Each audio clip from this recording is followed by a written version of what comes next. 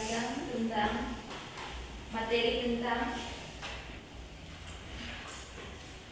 tugas belajar dan pembelajaran kelompok 7.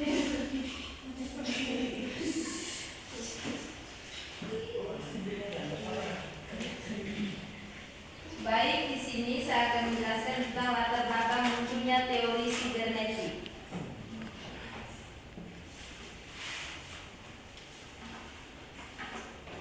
Nah, sibernetik muncul pada abad ke-20 sebagai hasil dari perkembangan ilmu pengetahuan dan teknologi dalam memahami sistem pengendalian dan komunikasi pada organisme hidup dan mesin. Konsep ini pertama kali dikemukakan oleh Norbert Wiener pada tahun 1948 dalam bukunya yang berjudul Cybernetics or Control and Communication in the Animal Domain. Yang pertama ada definisi sibernetik. Definisi sibernetik yaitu ilmu yang mempelajari cara sistem mengatur dan mengendalikan diri melalui proses, informasi dan umpan balik. Yang kedua ada asal-usul sejarah. Istilah sibernetik atau cybernetics berasal dari bahasa Yunani, yaitu kybernetes, yang berarti nahkoda atau pengemudi. Kata ini menggambarkan peran seorang pengendali yang mengarahkan jalannya sistem, seperti halnya nahkoda yang mengarahkan kapal. Yang ketiga ada konsep utama dalam sibernetik. Yang pertama ada umpan balik atau feedback, yaitu mekanisme di mana hasil dari suatu proses itu sendiri. Yang kedua ada pengendalian atau kontrol. Proses mengarahkan sistem menuju tujuan tertentu dengan mengatur input berdasarkan feedback. Yang ketiga ada komunikasi atau communication, pertukaran informasi antar bagian sistem baik dalam makhluk hidup maupun mesin. Yang keempat ada regulasi mandiri atau self-regulation, yaitu kemampuan sistem untuk menyesuaikan diri secara otomatis agar tetap stabil. Yang berikutnya ada aplikasi sibernetik. Sibernetik digunakan dalam berbagai bidang seperti teknologi dan otomasi. Misalnya robotika, robot dapat menyesuaikan gerakan berdasarkan sensor atau umpan balik. Yang kedua ada sistem kontrol otomatis seperti AC atau mesin industri yang mengatur suhu atau kecepatan secara otomatis. Yang kedua ada kecerdasan buatan atau AI, yaitu ada mesin belajar dari lingkungan dan memperbaiki tindakannya. Yang ketiga ada biologi dan kedokteran. Neurosibernetik atau studi tentang otak sebagai sistem pengendali. Yang kedua ada prostetik pintar, anggota tubuh buatan yang merespons sinyal saraf. Yang keempat ada manajemen dan organisasi. Organisasi dilihat sebagai sistem yang mengatur dan menyesuaikan diri berdasarkan informasi dari lingkungan atau umpan balik, pasar, konsumen, dan lain-lain. Yang kelima ada pendidikan. Sistem pembelajaran adaptif yang menyesuaikan menteri dengan kemampuan siswa. Yang keenam ada ekologi dan lingkungan. Model pengendalian populasi, iklim dan ekosistem sebagai sistem kompleks yang saling berinteraksi. Waktu selanjutnya saya berikan kepada pemateri kedua. Selanjutnya kita lihat tentang beberapa tokoh utama yang berperan penting dalam penemuan sibernetik. Tokoh yang pertama itu Norbert Wiener. Norbert Wiener adalah seorang matematikawan dan filsuf asal Amerika Serikat yang memperkenalkan konsep sibernetik pada tahun 1948 melalui bukunya yang berjudul Cybernetics or Control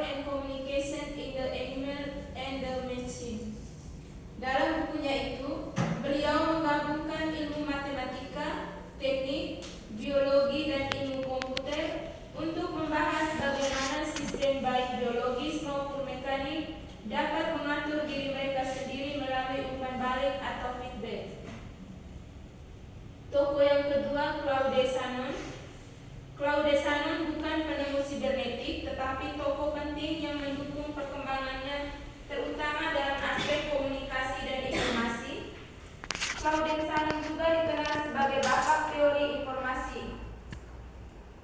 Ia memperkenalkan konsep bit, antropi informasi, dan kapasitas saluran komunikasi yang sangat memengaruhi bidang sibernetik, terutama dalam aspek komunikasi dan pengolahan sinyal. Tokoh yang ketiga itu John von Neumann. John von Neumann adalah tokoh besar yang berkontribusi dalam pengembangan aspek komputasi dan logika sistem yang memperkuat fondasi sibernetik. Ia bekerja sama dengan Norbert Wiener dalam memikirkan sistem yang mampu mengontrol dan mengatur diri sendiri atau self-regulation system. Bersama Wiener dan Shannon, von Neumann dianggap sebagai bagian dari kelompok pelopor yang meletakkan fondasi bagi bidang kecerdasan buatan, robotika, dan sistem kompleks. Tokoh yang keempat itu Ross Asdi. Ross Asdi adalah salah satu tokoh penting dalam perkembangan sibernetik, meskipun bukan penemunya. Ia merupakan salah satu pelopor awal dalam bidang ini dan sangat berpengaruh dalam pengembangan teori sistem dan regulasi dalam sibernetik. Tokoh yang kelima, Bertalanffy Ludwig. Bertalanffy adalah tokoh penting yang berperan penting dalam pengembangan pemikiran sistematik yang beririsan dengan sibernetik. Ia dikenal sebagai pendiri teori sistem umum pada tahun 1940-an. Bertalanffy menekankan bahwa banyak sistem dari organisme hidup hingga organisasi memiliki struktur dan prinsip umum seperti umpan balik, keseimbangan dinamis, dan adaptasi konsep-konsep yang juga menjadi inti dalam sibernetik. Tokoh yang terakhir itu Gregory Bateson. Gregory Bateson merupakan tokoh penting dalam ilmu sosial, psikologi, dan antropologi. Ia memperkenalkan konsep umpan balik dan pola komunikasi dalam hubungan manusia, terutama dalam konteks keluarga dan budaya. Bateson menerapkan prinsip sibernetik untuk memahami pola-pola penerapan prinsip sibernetik dalam perilaku, konflik psikologis, dan proses pembelajaran. Ia sangat berjasa dalam memperhias sibernetik dari ilmu-ilmu teknik dan biologi ke bidang humaniora dan ilmu sosial.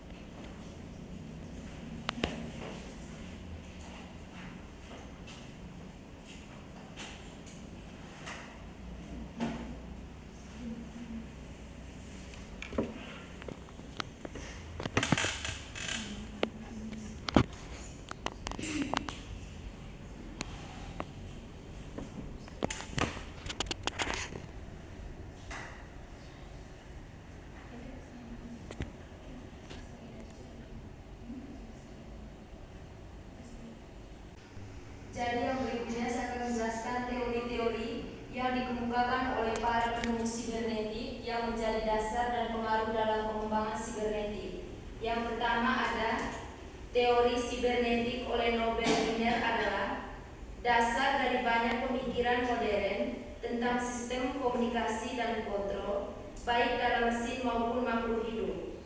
Wiener memperkenalkan teori ini dalam bukunya yang berjudul Cybernetics, All Control and Communication in the Animal and the Machine 1948.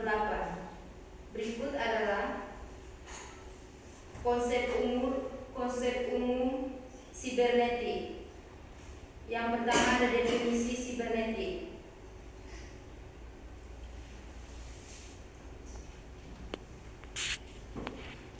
Sibernetik berasal dari kata Yunani yaitu Kubernetes yang berarti pengemudi atau pengendali. Menurut Biner, sibernetik adalah ilmu tentang kontrol dan komunikasi dalam sistem hidup dan mesin. Yang kedua ada tujuan sibernetik, yaitu mempelajari bagaimana sistem dapat mengatur diri sendiri melalui mekanisme kontrol dan komunikasi dengan menggunakan informasi untuk menjaga stabilitas atau mencapai tujuan tertentu. Yang ketiga ada pendekatan interdisipliner. Teori ini menggabungkan matematika, teknik, biologi, psikologi, dan ilmu sosial untuk memahami prinsip-prinsip umum yang mengatur perilaku sistem. Yang kedua ada konsep feedback atau umpan balik. Feedback adalah proses di mana sebagian keluaran dari sistem dikembalikan ke input sistem tersebut sebagai informasi untuk pengendalian. Biner menyebut feedback sebagai elemen inti dalam sistem kendali. Yang kedua ada jenis feedback. Feedback negatif yaitu mengurangi perbedaan antara kondisi sekarang dan kondisi yang diinginkan. Misalnya, termostat menjaga suhu tetap stabil. Ini bersifat stabilisasi. Yang kedua ada feedback positif. Memperkuat perubahan dapat menyebabkan ketidakstabilan atau pertumbuhan cepat, contohnya dalam ledakan populasi atau penyebaran informasi viral.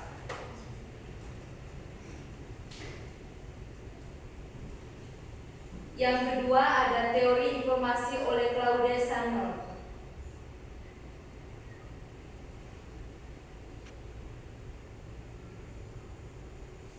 Teori informasi oleh Claude Shannon adalah dasar dari ilmu komunikasi modern. Ini memformulasikan teori ini dalam makalah bersejarah tahun 1948 berjudul A Mathematical Theory of Communication. Di bawah ini adalah penjelasan tentang konsep informasi, entropi, dan redundansi menurut Shannon. Yang pertama ada konsep informasi atau information. Informasi menurut Shannon bukan berarti makna, tapi pengukuran kuantitatif terhadap kejadian atau pesan. Yang kedua ada semakin tak terduga suatu pesan, semakin tinggi nilai informasinya. Yang ketiga ada informasi diukur dalam unit bit atau binari digit, yaitu 1 atau 0. Yang kedua ada entropi atau entropis. Entropi atau H dalam teori informasi adalah ukuran ketidakpastian atau keragaman dalam sumber pesan. Yang ketiga ada redundansi. Redundansi adalah bagian dari pesan yang tidak membawa informasi baru. Tujuannya yaitu menambah keandalan komunikasi, misalnya dalam pendeteksian dan koreksi kesalahan. Yang kedua memberi uang komparasi data atau menghapus bagian yang tidak perlu. Redundansi mengurangi efisiensi transmisi tapi meningkatkan akurasi. Yang berikut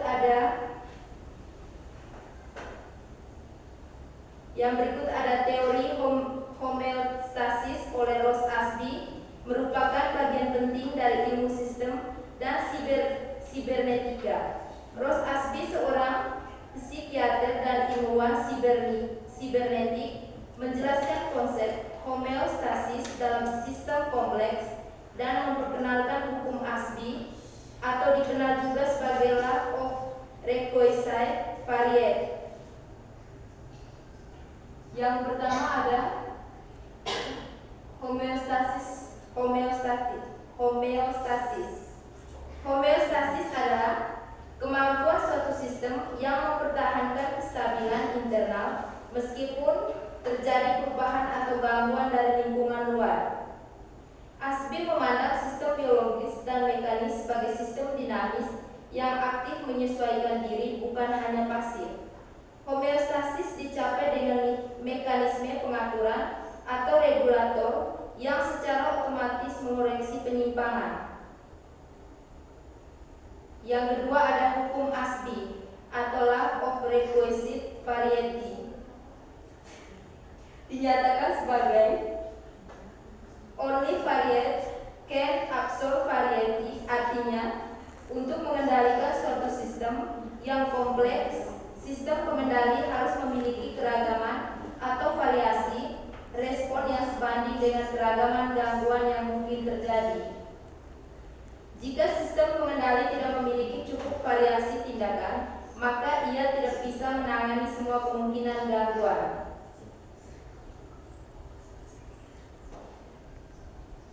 Teori yang keempat itu teori automata oleh John von Neumann. Ada dua kontribusi besar dari John von Neumann mengenai teori automata. Yang pertama itu teori automata dan arsitektur komputer. Teori automata adalah studi tentang mesin abstrak atau otomata dan masalah yang bisa diselesaikan oleh mesin tersebut. Neumann menerapkan konsep ini untuk memahami dan merancang sistem komputasi yang dapat meniru proses berpikir dan belajar terinspirasi dari cara kerja otak manusia. Ia automaton, sebuah sistem yang bisa menyaring dirinya sendiri, yang menginspirasi riset dalam kecerdasan buatan, biologi teoretis, dan komputasi evolusioner. Teori yang kedua itu von Neumann arsitektur. Arsitektur ini adalah dasar dari hampir semua komputer digital modern. Von Neumann arsitektur menjadi kerangka dasar desain komputer digital yang kita gunakan hingga sekarang. Teori yang kelima itu teori sistem terbuka oleh Ludwig Bertalanffy. Berikut penjelasan mengenai teori sistem terbuka oleh Ludwig Bertalanffy serta keterkaitannya dengan yang pertama itu second order cybernetic.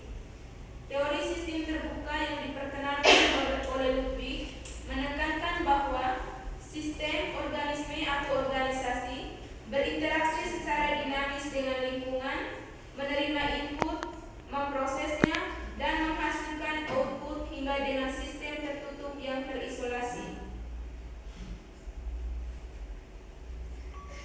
Teori yang kedua, refleksi dan keterbatasan pengamat. Dalam kerangka sistem terbuka dan second order cybernetic, pengamat tidak hanya mengamati, tapi juga membentuk realitas melalui interpretasi dan interaksi. Ludwig menyadari bahwa semua pengamatan ilmiah dipengaruhi oleh keterbatasan biologis,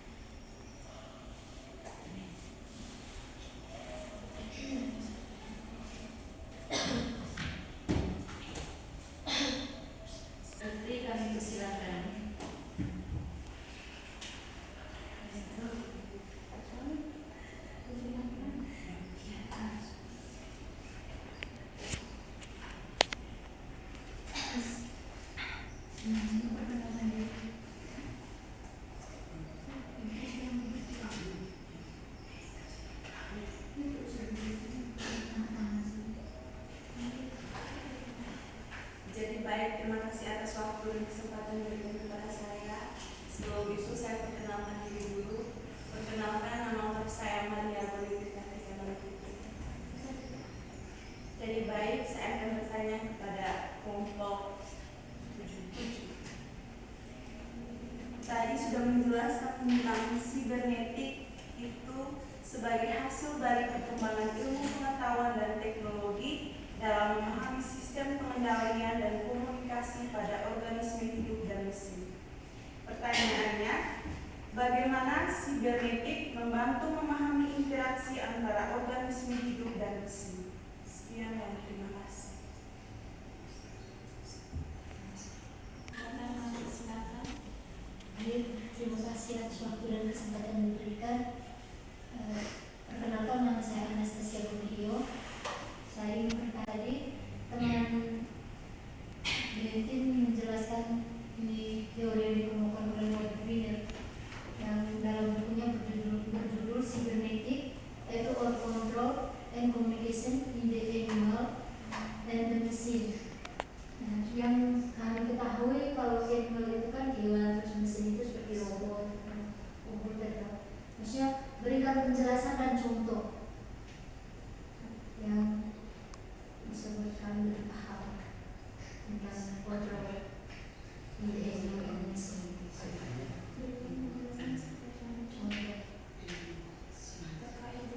Kontrol itu ya. Tadi kalau yang dibutuhkan bilang itu berarti termasuk kontrol manusia.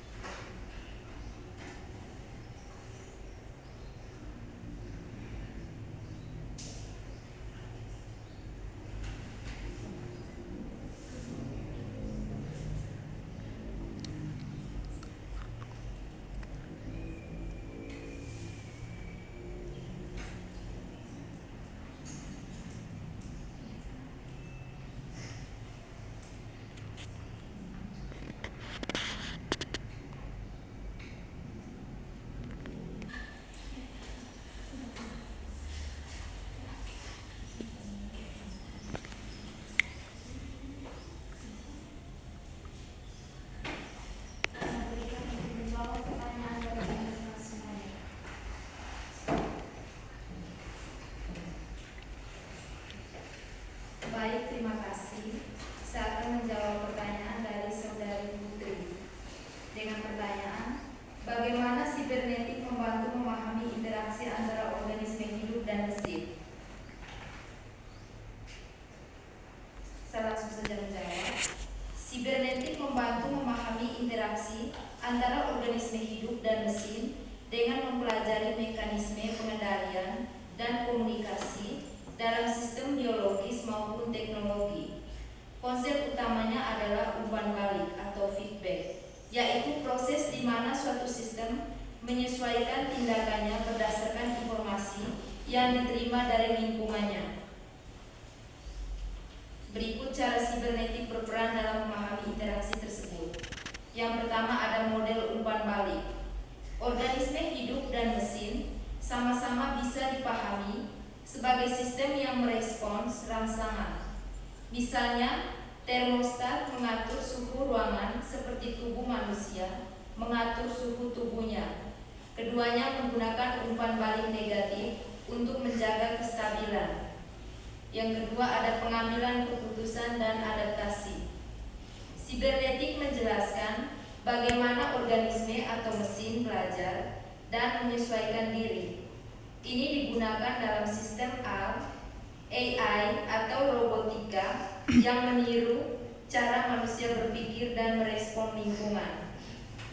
Yang ketiga ada interaksi manusia, mesin atau human machine interaction. Dalam bidang ergonomi dan antarmuka pengguna, sibernetik membantu merancang sistem yang mudah digunakan dan sesuai dengan cara kerja otak dan tubuh manusia. Yang keempat ada prostetik dan bionik. Dengan prinsip sibernetik, prostetik modern bisa merespons sinyal saraf dari tubuh manusia, menciptakan hubungan dua arah antara manusia dan mesin. Yang kelima, ada sistem biologis sebagai inspirasi. Otak manusia dianggap sebagai sistem sibernetik kompleks yang menginspirasi pengembangan jaringan saraf, tiruan, dan kecerdasan buatan. Jadi kepada saudara Putri, apakah sudah diterima?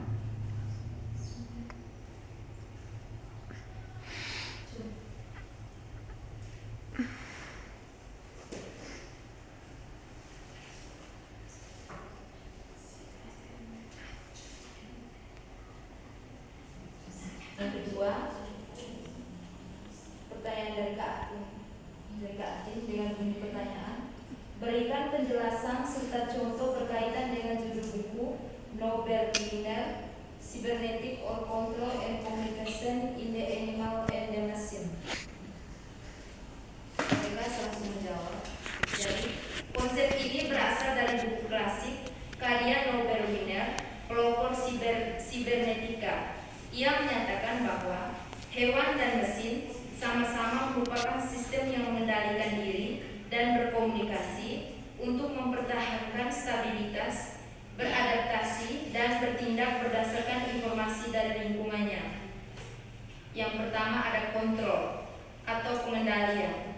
Kontrol adalah bagaimana sistem, baik hewan maupun mesin, mengatur tindakannya untuk mencapai tujuan tertentu, biasanya dengan bantuan umpan balik atau feedback. Yang pertama, pada hewan. Contohnya, tubuh manusia mengatur suhu tubuh. Ketika suhu tubuh naik, sistem saraf memberi sinyal untuk berkeringat sehingga suhu kembali normal. Ini disebut umpan balik atau negatif. Yang kedua, pada mesin. Misalnya, termostat pada AC mengukur suhu ruangan. Jika suhu terlalu tinggi, mesin akan menyalakan pendingin sampai suhu turun sesuai pengaturan. Yang kedua, ada communication atau komunikasi. Communication adalah proses pertukaran informasi di dalam saraf, di dalam sistem atau antara bagian-bagian tubuh atau komponen mesin, atau antara sistem dan lingkungannya. Yang pertama, pada hewan. Sistem saraf mengirimkan sinyal listrik dari otak ke otot untuk bergerak, atau sistem hormonal menyebarkan informasi ke seluruh tubuh. Yang kedua, pada mesin. Komputer mengirimkan data antara prosesor dan perangkat, input atau output. Misalnya, sensor pada mobil otonom mengirimkan data ke sistem pengendali untuk memutuskan apakah perlu mengerem atau belok. Contoh gabungan robot prostetik. Lengan robot prostetik modern dapat dikendalikan oleh sinyal otot dari tubuh manusia. Ini contoh kontrol dan komunikasi antara sistem biologis atau hewan atau manusia dan mesin. Otot mengirim sinyal listrik atau komunikasi biologis. Yang kedua, mesin membaca sinyal itu dan menggerakkan lengan prostetik atau kontrol mesin berdasarkan informasi biologis.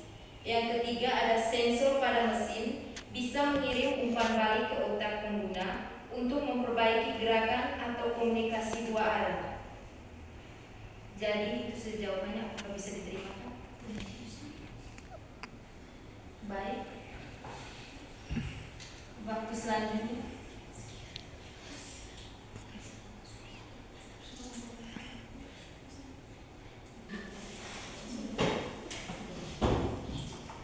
Jadi baik, sekian saja hasil presentasi dari kelompok kami. Kurang lebihnya kami kembalikan kepada teman-teman untuk belajar sendiri.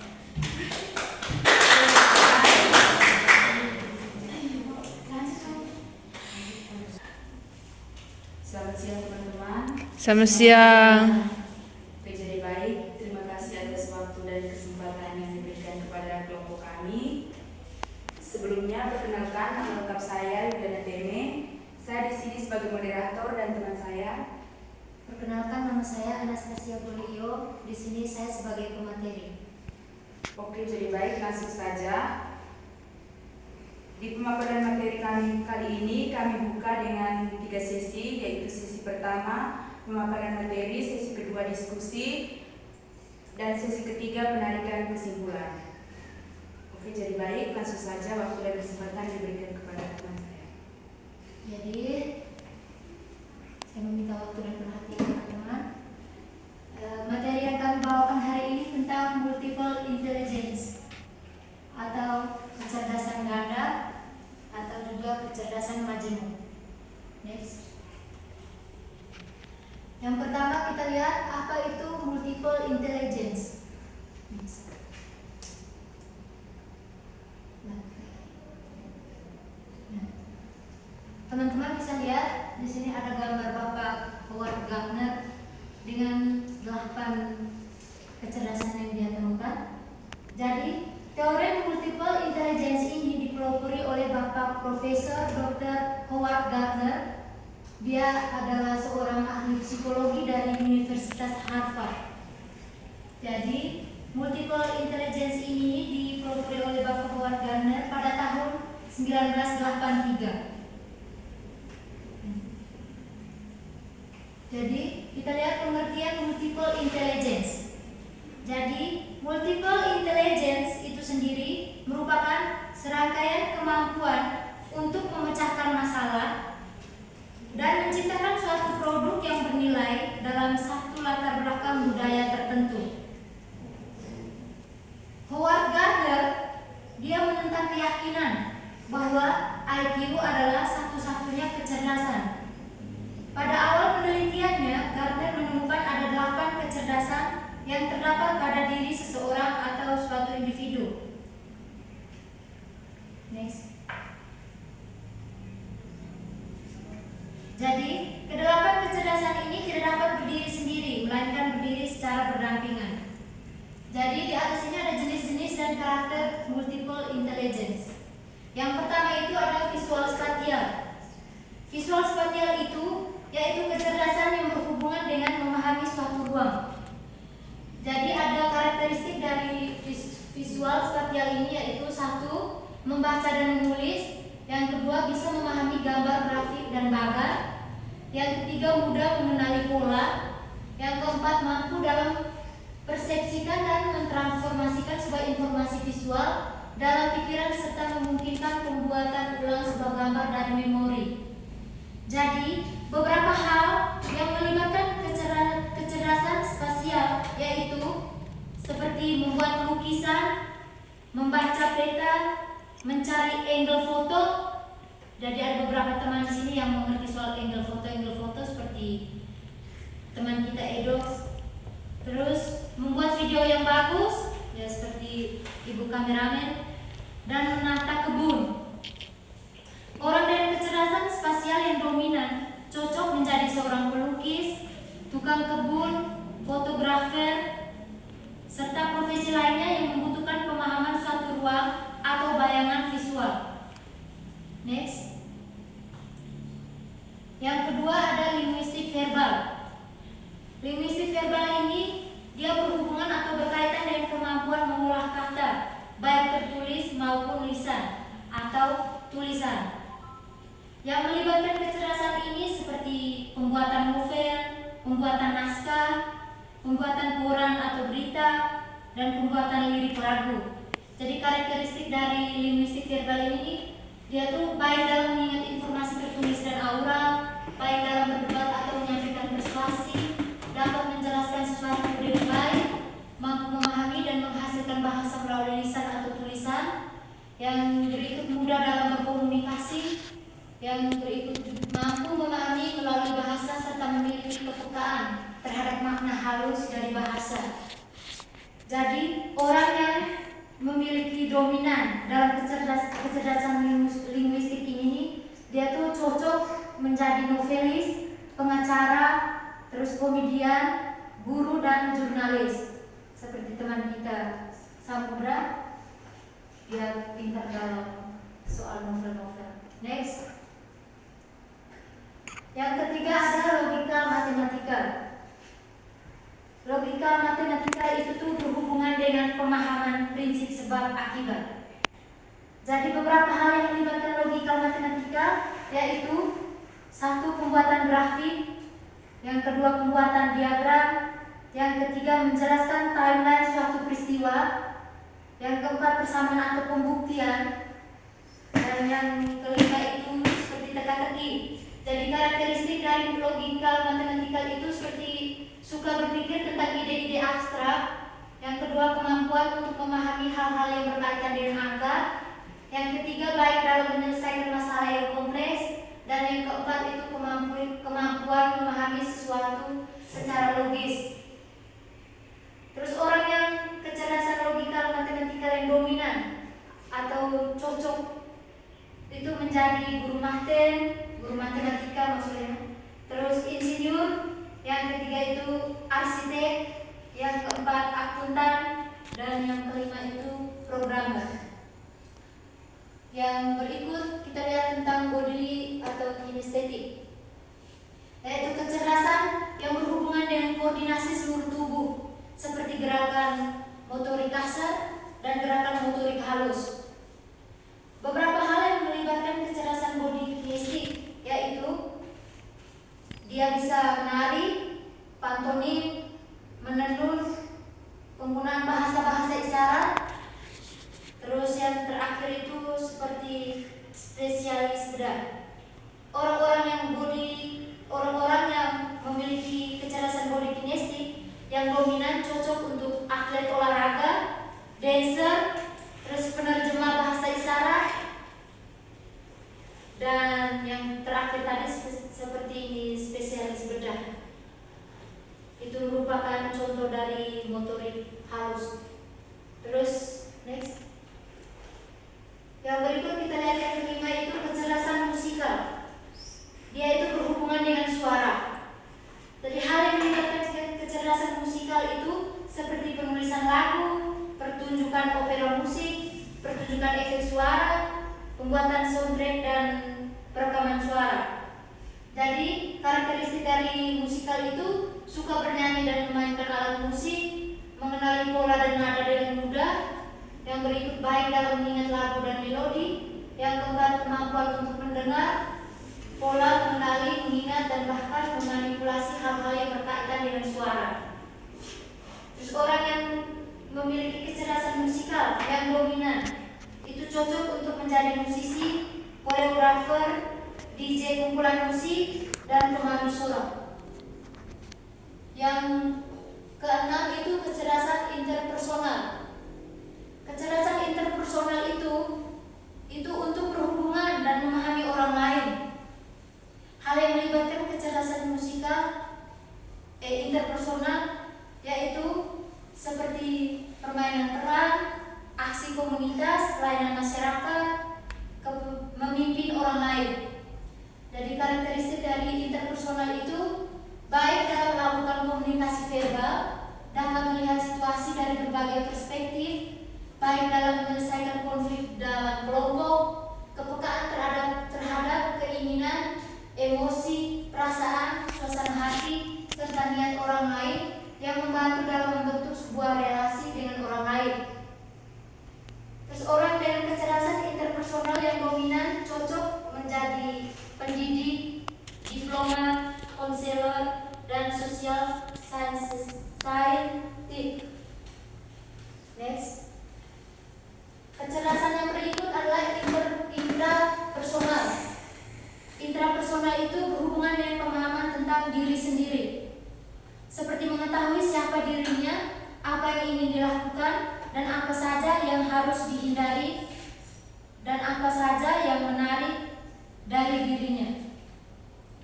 Jadi karakteristik dari intrapersonal itu suka menganalisis teori-teori dan ide, memiliki self-awareness yang sangat baik dalam menganalisis diri sendiri, lalu kemampuan untuk membedakan perasaan, suasana hati, dan niat diri, sehingga dapat menghindari reaksi yang tidak diinginkan orang lain. Lalu orang yang memiliki hal-hal yang melibatkan intrapersonal, yaitu seperti kegiatan ceramah, merancang perencanaan, dan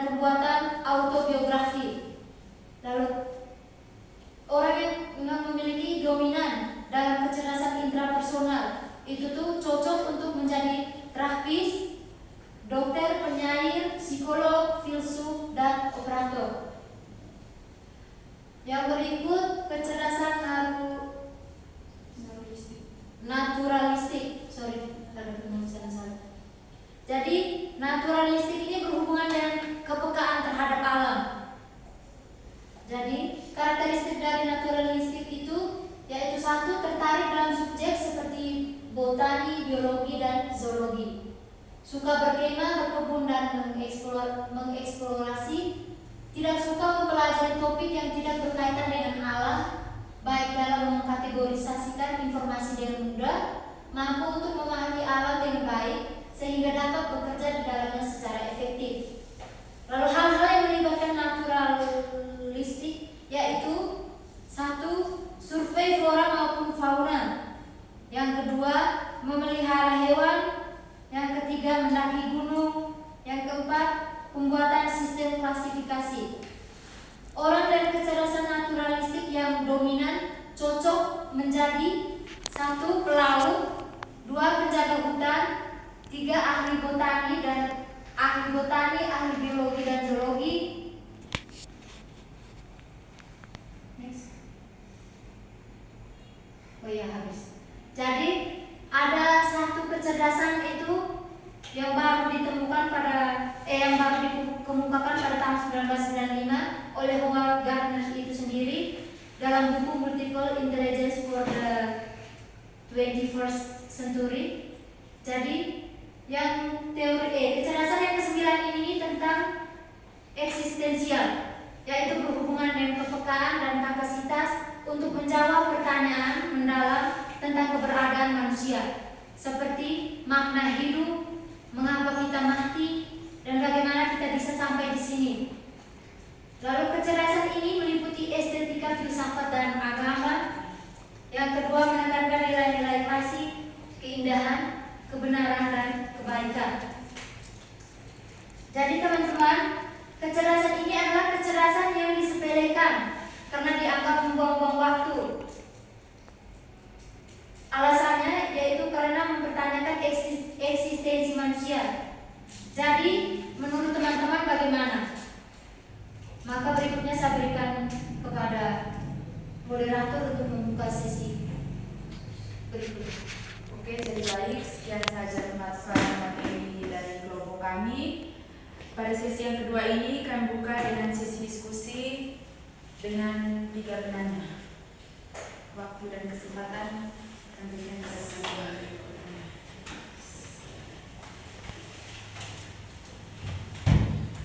Pada teman-teman untuk bertanya. Pada penanya pertama kami persilakan.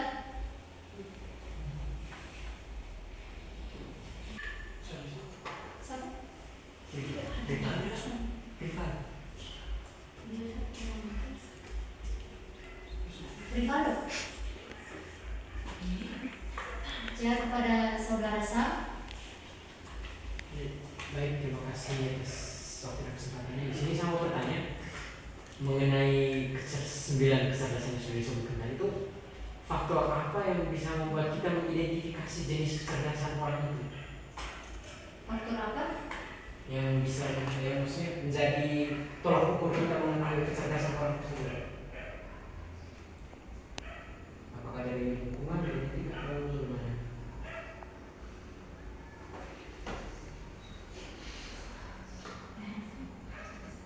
Faktor yang mempengaruhi kita menyadari Faktor yang menjadi indikator tolak ukur kita mengetahui jenis kecerdasan orang.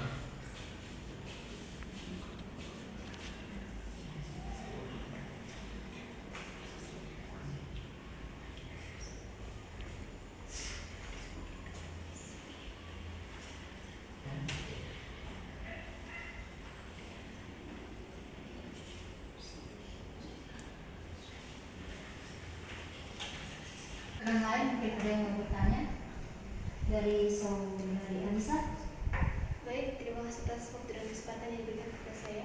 Langsung saja, pertanyaan saya, bagaimana kinestik tubuh atau yang disebut body kinestik tadi itu dapat digunakan untuk meningkatkan performa dalam berbagai bidang seperti di bidang seni, musik, atau olahraga? Bagaimana kinestik tubuh dapat digunakan untuk meningkatkan forma dalam berbagai bidang dapat digunakan untuk meningkatkan performa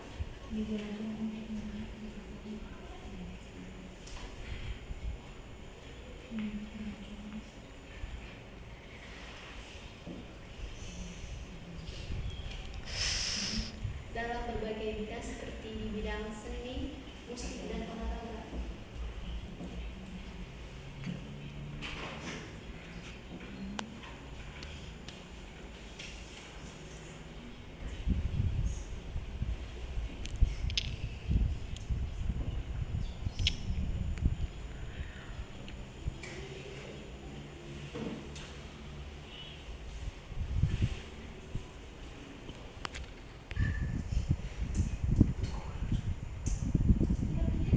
Dari Saudara Joyce. Baik, terima kasih. Saya bertanya, bagaimana kecerdasan ganda dapat mempengaruhi pemahaman kita mengenai kecerdasan dan keberadaan manusia?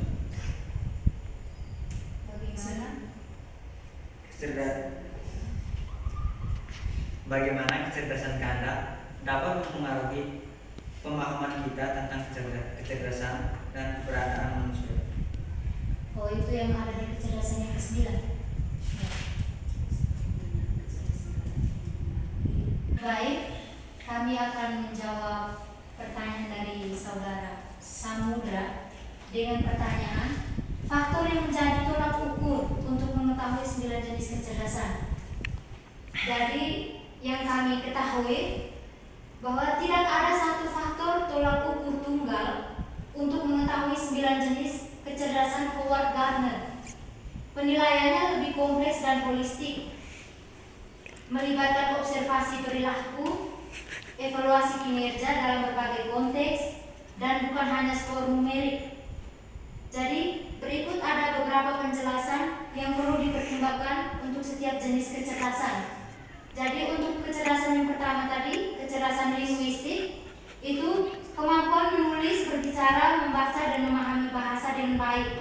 Itu ditunjukkan melalui kemampuan bercerita, menulis puisi atau esai, berdebat, dan pemahaman bacaan yang kuat. Lalu yang kedua, kecerdasan logika matematika, itu kemampuan berpikir logis, menyelesaikan masalah, dan menggunakan penalaran. Jadi terlihat dalam kemampuan memecahkan teka-teki, menganalisis data, dan melakukan perhitungan matematika. Yang ketiga, kecerdasan spasial, yaitu kemampuan memvisualisasikan, menggambar, dan memahami hubungan spasial. Diukur melalui kemampuan menggambar, memetakan, mendesain, dan menavigasi lingkungan. Yang keempat itu kecerdasan kinestetik atau jasmani, yaitu kemampuan mengontrol gerakan tubuh, koordinasi, dan keterampilan fisik. Terlihat dalam kemampuan menari, berolahraga, memainkan alat musik, dan melakukan pekerjaan manual dengan terampil. Lalu yang kelima itu kecerdasan musikal, yaitu kemampuan memahami, menciptakan, dan menghargai musik. Ditandai dengan kemampuan memainkan alat musik, menyanyi, memahami teori musik, dan apresiasi terhadap berbagai genre musik. Yang keenam itu kecerdasan interpersonal, yaitu kemampuan memahami dan berinteraksi dengan orang lain, empati, dan kerjasama. Terlihat dalam kemampuan memimpin, bernegosiasi, membangun hubungan, dan memecahkan konflik. Lalu yang ketujuh kecerdasan intrapersonal, yaitu kemampuan memahami diri sendiri, emosi, kekuatan, dan kelemahan. Ditunjukkan melalui kemampuan introspeksi, refleksi diri, dan kesadaran diri yang tinggi. Yang ketujuh itu naturalis, yaitu kemampuan memahami dan berinteraksi dengan alam, mengenali pola, dan menghargai lingkungan. Terlihat dalam kemampuan mengidentifikasi tumbuhan dan hewan, memahami ekosistem, dan kepedulian terhadap lingkungan.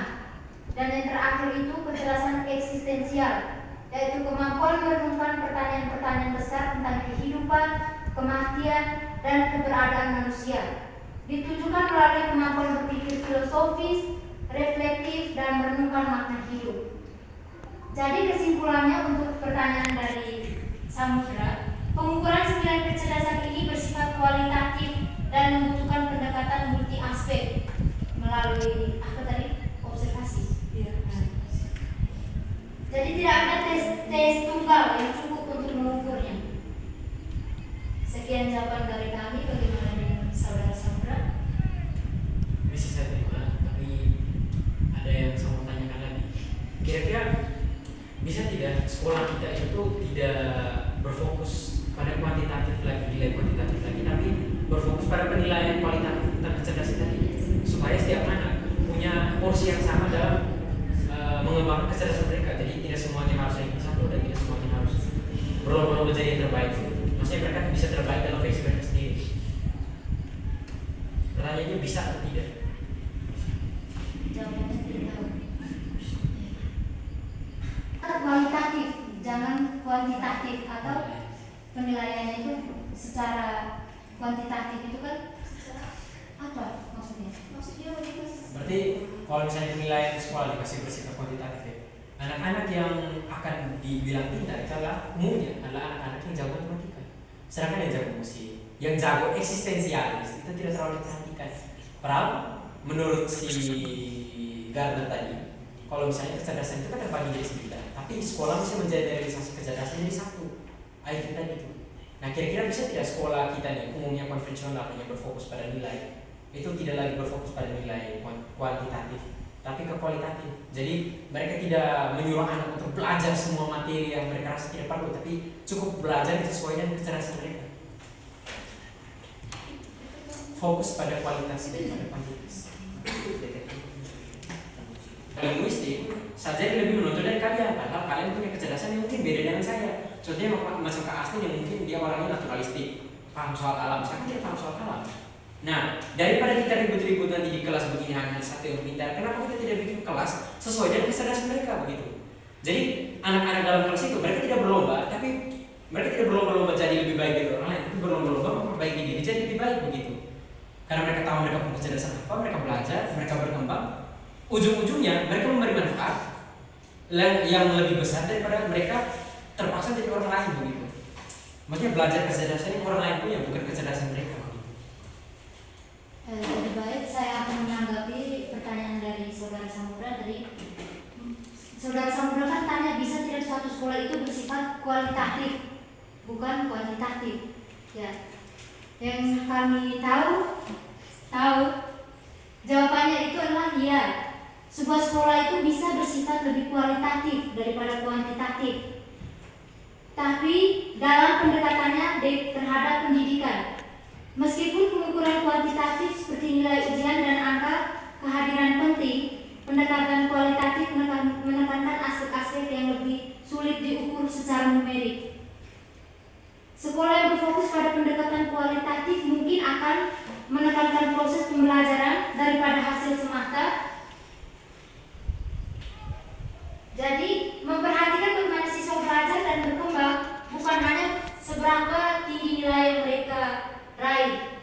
Ini melibatkan pemahaman tentang gaya belajar individual, motivasi dan perkembangan emosional siswa.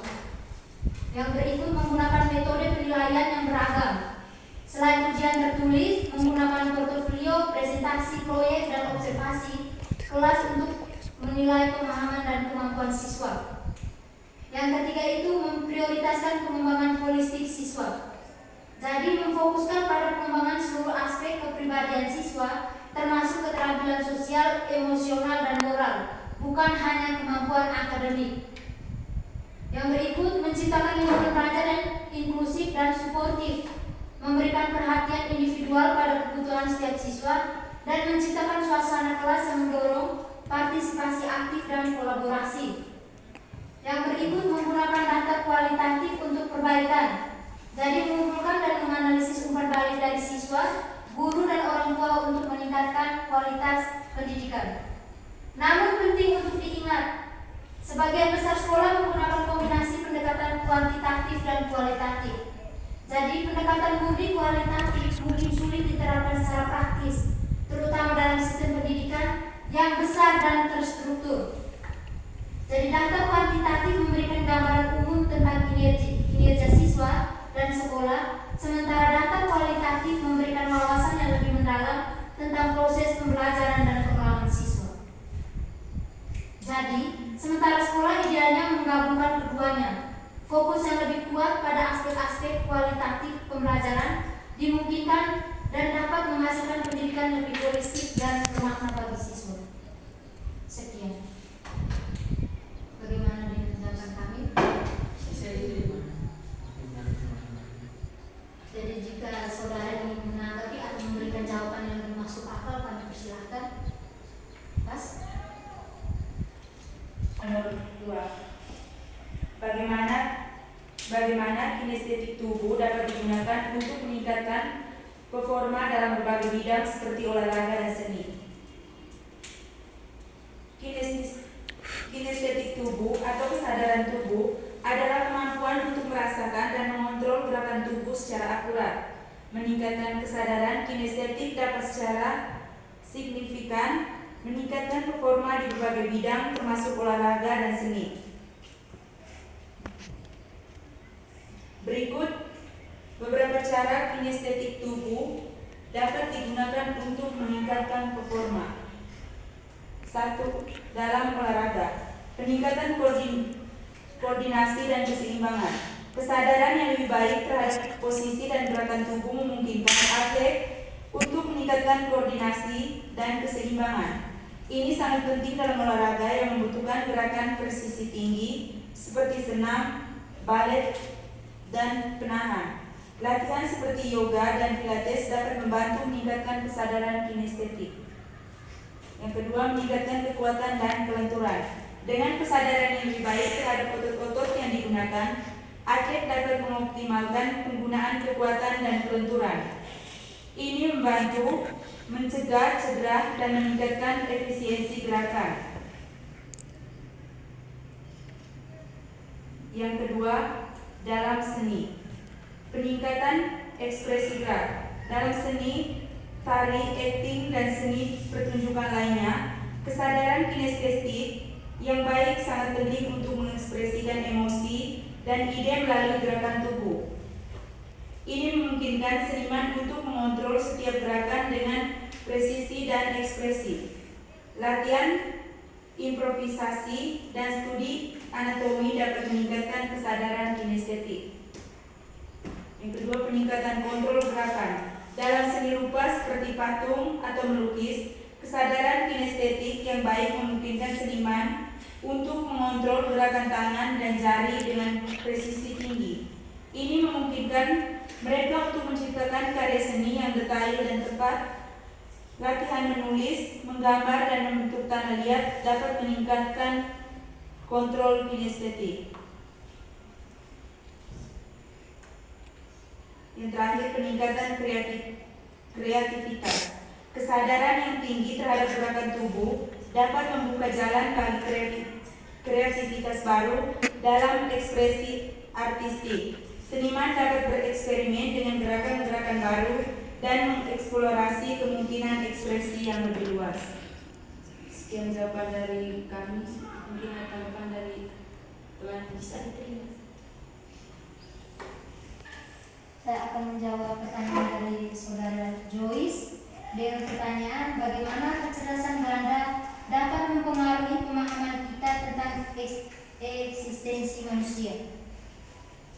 Jadi, teori kecerdasan ganda yang dikemukakan oleh Howard Gardner mempengaruhi pemahaman kita tentang eksistensi manusia dan menekankan keragaman kemampuan kognitif dan potensi manusia yang luas. Alih-alih hanya berfokus pada kecerdasan logis matematis dan linguistik seperti yang diukur oleh tes IQ tradisional, teori ini memperkenalkan beberapa jenis kecerdasan yang masing-masing berkontribusi pada pemahaman dan pengalaman eksistensial yang unik. Berikut beberapa pengaruhnya. Yang pertama itu pengakuan terhadap keragaman manusia. Teori ini mengakui bahwa manusia memiliki cara yang berbeda dalam memahami dan berinteraksi dengan dunia. Tidak ada satu cara yang benar untuk menjadi cerdas, dan setiap individu memiliki profil kecerdasan yang unik. Ini menentang pandangan sempit tentang kecerdasan dan merayakan keragaman kemampuan manusia. Contohnya, seorang mungkin unggul dalam kecerdasan spasial atau arsitek, sementara yang lain dalam kecerdasan interpersonal atau psikolog. Yang kedua, pemahaman yang lebih holistik tentang potensi manusia, yaitu dengan mengenali berbagai jenis kecerdasan. Teori ini memperluas pemahaman kita tentang potensi manusia. Ini menunjukkan bahwa seorang dapat mencapai kepuasan dan kesuksesan dalam kehidupan melalui berbagai jalur, bukan hanya melalui jalur akademik tradisional. Yang ketiga, redefinisi kesuksesan dan keberhasilan. Teori ini mendorong kita untuk mendefinisikan kesuksesan dan keberhasilan dengan cara yang lebih inklusif dan beragam, melalui definisi sempit yang hanya berfokus pada prestasi akademik atau ekonomi. Yang berikut, pendekatan pendidikan yang lebih personal. Teori kecerdasan ganda menginspirasi pendekatan pendidikan lebih personal dan disesuaikan dengan kebutuhan individu. Yang berikut, pemahaman yang lebih dalam tentang diri sendiri, yaitu memahami profil kecerdasan kita sendiri dan membantu kita memahami kekuatan dan kelemahan kita. Yang berikut, teori tantangan terhadap penilaian dan pengukuran. Teori ini menantang metode penilaian tradisional yang seringkali hanya berfokus pada satu atau dua jenis kecerdasan. Ini mendorong pengembangan metode dan alat penilaian yang lebih komprehensif dan holistik untuk mengukur berbagai jenis kecerdasan. Meskipun teori kecerdasan ganda telah mendapat banyak dukungan, juga ada kritik. Beberapa peneliti mempertanyakan validitas ilmiahnya dan metode pengukurannya. Namun, pengaruhnya terhadap pemahaman kita tentang eksistensi manusia tetap signifikan karena menekankan keragaman, potensi, dan nilai intrinsik setiap individu. Bagaimana saudara Joyce? Terima dari jawaban kami.